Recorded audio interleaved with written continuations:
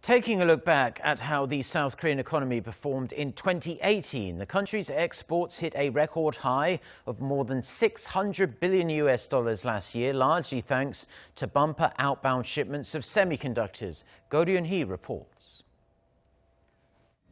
South Korea's exports surged to a record high last year thanks to increased outbound shipments of semiconductors. According to the Trade Ministry on Tuesday, the total value of exports last year was around $605.5 billion, up 5.5% from the previous year. South Korea is now the seventh country in the world to surpass the $600 billion mark in annual exports. The ministry attributed the rise to strong exports of semiconductors, which increased by almost 30% in 2018 compared to the previous year. Up to November 20th last year, semiconductors accounted for more than 20% of total exports.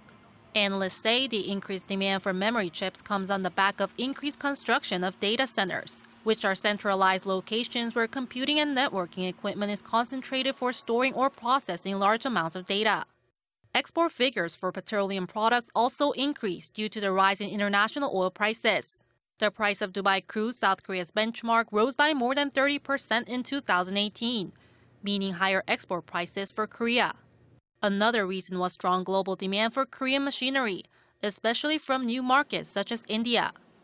Breaking it down by export destination, the ministry pointed out that exports to the U.S. and China also hit a record high, despite the ongoing trade war between the world's biggest economies.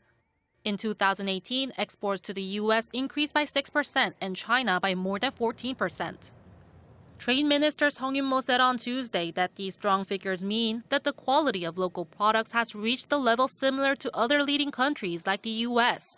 He also vowed to actively support small and mid-sized businesses that look to enter overseas markets. However, he acknowledged that companies might go through some difficulties this year due to the ongoing trade war between the U.S. and China and a slowdown in global economic growth.